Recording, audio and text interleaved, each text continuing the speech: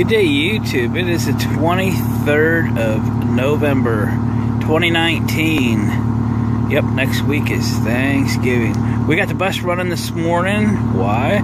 We're going to take her down and get a couple new tires put on the front. The tires that are on the front of this thing look brand new until you really start looking between the tread. And there ain't much there. So I got up, took all of the bling off the lug nuts and the center caps off the hubs, etc. Got her started up, warming up, airing up this morning. Some other things going on. I've ordered kind of a high-end LED bulbs for these guys. I hope they fit okay. I thought these came in from the other way. They're kind of headed towards each other. But anyway, I got bulbs coming. See how they fit. What else? The rear, what do they call them, top hats? It's going to be noisy. The top hats, the chrome center caps cover the hubs in the rear are really bad. This is not horrible. The other side is burn like a kitten.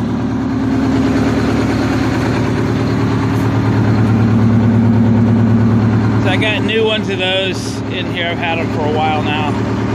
We're going to get those put on this morning. I cannot get those loose with what I got, so we'll have them do it for me. Rear tires are new. I do not know a lot about this bus. I mean, this will be the fourth time I've ever driven it. I've kind of figured out how to shift it up anyway. Shifting down, now that's another story altogether. So I don't know about like a heater. I found a valve down under the dash. I opened it thinking there's circulating coolant through it. See what that does. I found the switch for the defrost fan. I just don't know if there's any heat behind it or not. I just don't know. So we're going to discover a few things. Also, it's got a Jake brakes on it, but I've never tried it. Not positive how they function, but I think today's the day. I'm gonna try them out. There's a switch on the left side of the in the driver's compartment there, and then there's a pedal on the floor. I had exhaust brake on my Safari that had a Cummins engine in it, and that again was an exhaust brake, and it had just a button on the floor, and it also worked with the Allison automatic transmission to kick it down. But I don't know. We'll see if the Jake brake works this morning. Hopefully it does. Other than that, I'm just gonna let it sit here and warm up for a bit. Yeah, just runs nice. And we'll go down and get some tires on it. Check back with you a little bit. Maybe down at the tire store. Getting them mounted. I got my little hub covers there, so don't forget to change those out. These are such bad shape. I did nice for them this morning and took all the lug nut covers off.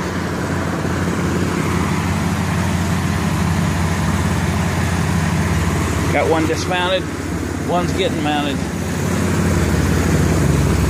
We're gonna drive this up to about 25 miles up the freeway later today and get the mattress, the new mattress for the bedroom that we finished the remodel on.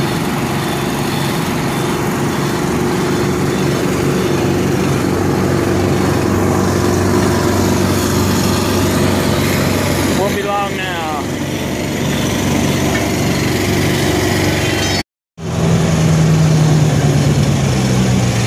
We used the balancing beads in my brother-in-law's motorcycle the other day.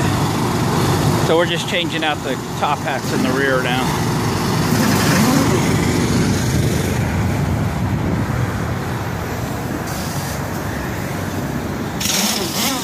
Kind of being a pain. There's my old tires.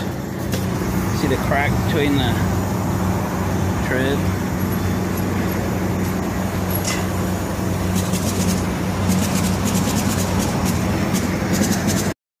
Okay, 4106 owners.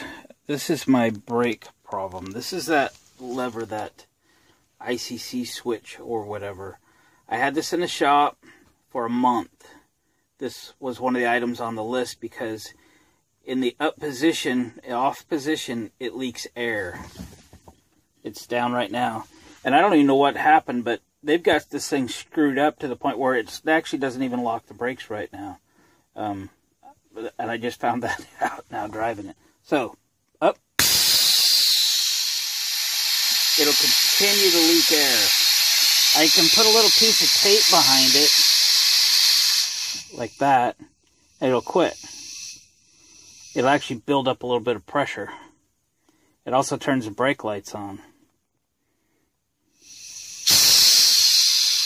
So I don't know. It did that when I bought it. I took it to the shop. They put one switch, still leak. Two switches, still leak. This is the third one, still leak. It'll just leak till I run out of air. I can put it down, doesn't leak. Actually, now it doesn't even put the brakes on. I'm getting more upset about this place I took this to. I just got back from the tire store and put new front tires on this bus. And I had them put new chrome caps over the rear hubs. And one of the inside duals was flat, or nearly flat. And the other ones had like 60, 70 pounds. And I took this to them. I said, check it front to rear. You'd think they'd check the air to tires. Anyway, kind of an upsetting morning altogether. But that is my question. I don't know why that thing continues to leak. They messed with it for weeks and couldn't resolve the issue. So something is back feeding air to one side of the air switch. So air feeds on one side, feeds to the brake on the rear brakes on the other side. This does not have upgraded brakes or spring brakes or whatever that is. I don't know much about. Just how they come. That's my question. Well, gang, we got the bus home, back to the barn. At the tire store, got a little more adventurous. They did a good job, but, you know, I'd had this into the local truck repair facility for more than a month, and I had given them a list of things to work on, and, you know, it's very frustrating that I spent that much time and money to get back something that in the end it wasn't as good as when I took it to them.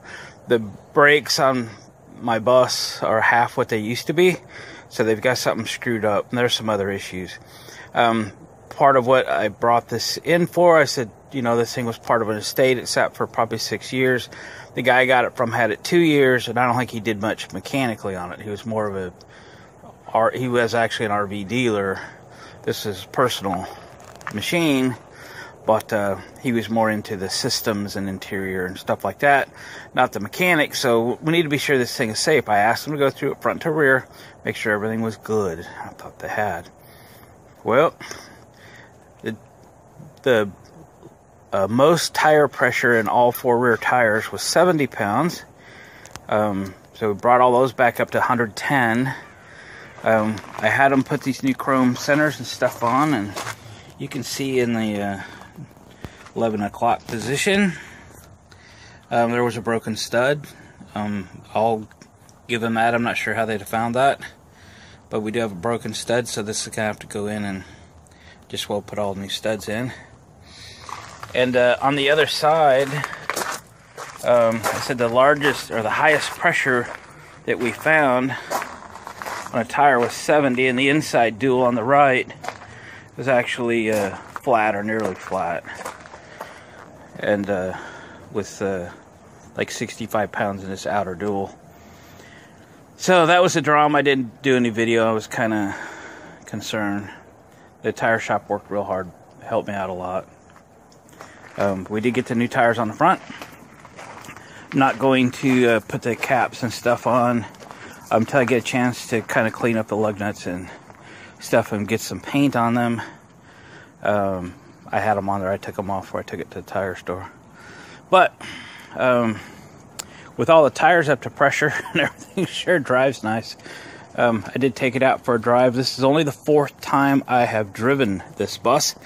So this whole thing was kind of new to me. I've read all of your posts online on how to shift these things and all that stuff. Well, none of that was working for me.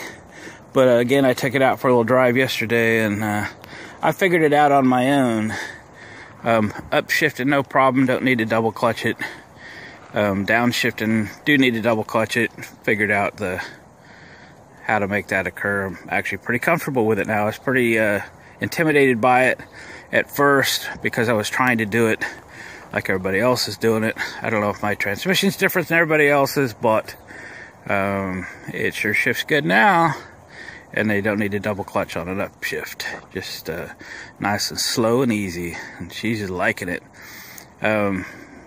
Took her, you know, easy up 65 miles an hour. Great acceleration, actually, for something this size. This is our third motorhome type vehicle. It's our second diesel pusher. We had a Sahara Edition Safari, aluminum skinned with the 5.9 Cummins and a 6-speed Allison in it. That was our last diesel. I would say this is comparable as far as like performance is concerned, but you know, this is probably significantly heavier than the Safari was, about the same length, but just beefier build. So anyway, I have issues with the brakes still. I'm going to get them to resolve that before I blow a fuse on them. We've got to get the studs put in the rear, and then I still have this